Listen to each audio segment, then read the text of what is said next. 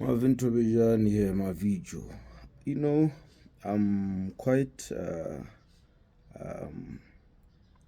convinced that our main task, or one of them that I know of, one of our main tasks here on Earth is to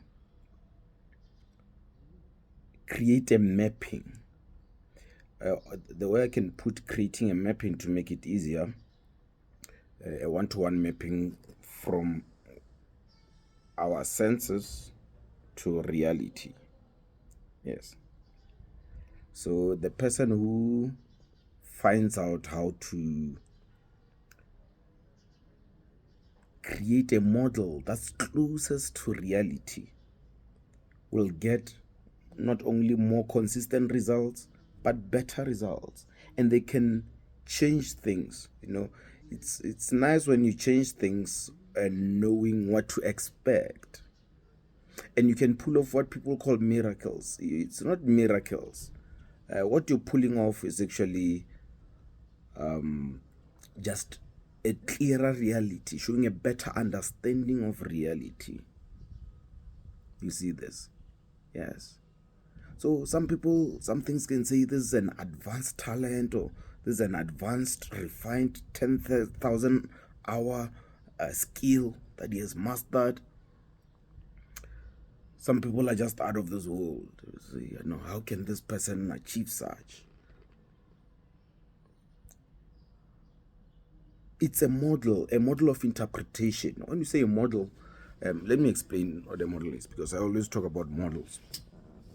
A model is like a math formula. So a math formula, y is equals to mx plus c. You see, you give it a constant c, and then there's an m that's also most of the time just a constant, a gradient, and then that x is what you see, what you feel, what you touch, what you know, what you understand. You see this thing. So you feed in all those things, and then there's a layer. That layer called y, we can say, is the function that transforms your information into something else. You see this? So you perceive something, but after that perception, you come to a conclusion. You see this thing? Yeah. So a normal person will say, okay, I'm hungry, X. And then I know my constants, M and C. Those are ones you need to adjust. We mainly just adjust the M, the gradient. Usually we call it weights. And C is the bias. The bias is constant. So between going to drink water and going for a jog, there's a decision that you will make there. Two people might interpret the same situation differently, and their why is going to turn out differently. So they're going to make different decisions depending on how they fine-grained that M. See, there's always a variable that you fine-grain, and that variable will make your function whether more accurate or less accurate. What's accuracy? Accuracy is the closest mapping to reality. You see, I can see there are not a lot of people around. So if there are not a lot of people around, what am I going to do with this time that I have? You see this? With this time and the space time.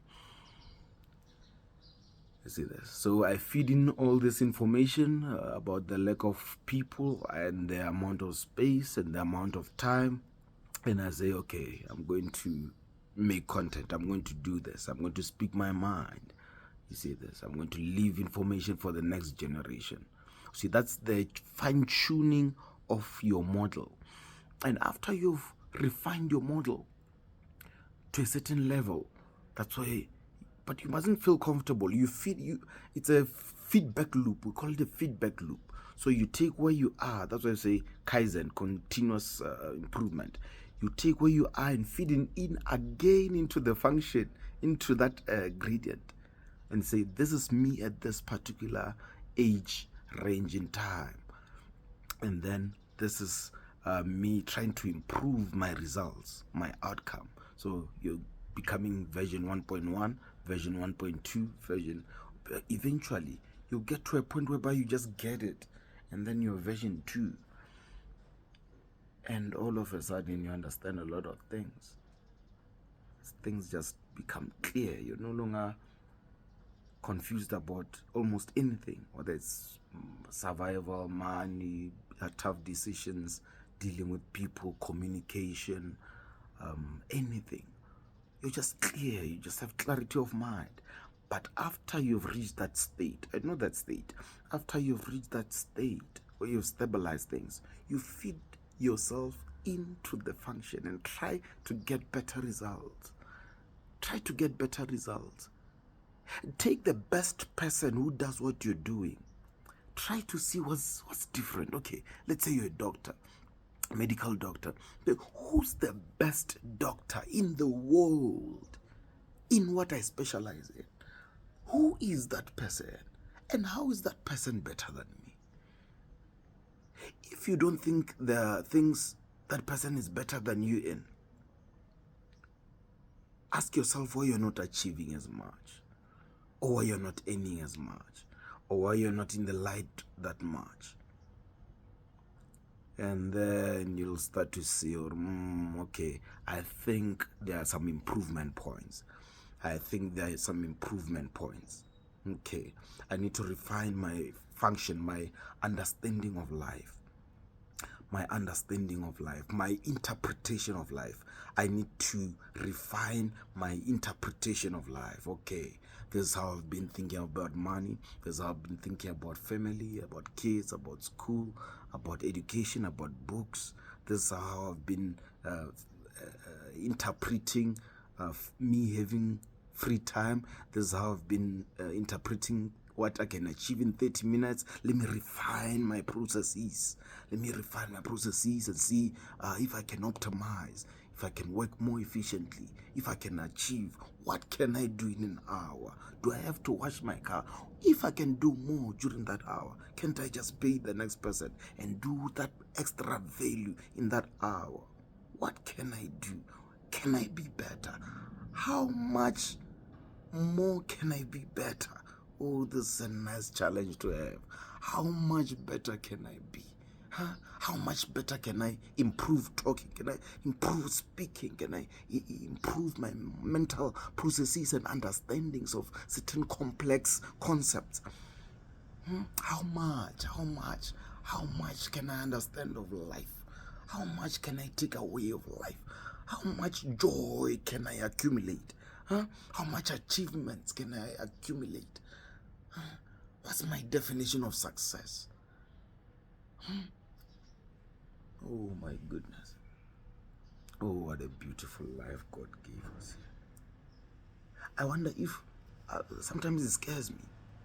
When we improve daily and you reach certain levels that you just operate in, you don't need motivation, by the way. There's not a motivational talk. There's a talk to get you to just improve. You will get to a point whereby the level where you are and thinking and the thoughts that come to your mind, you think to yourself, if I can think such thoughts and I'm a mere human being, what are the thoughts of God? Oh my goodness. Wow.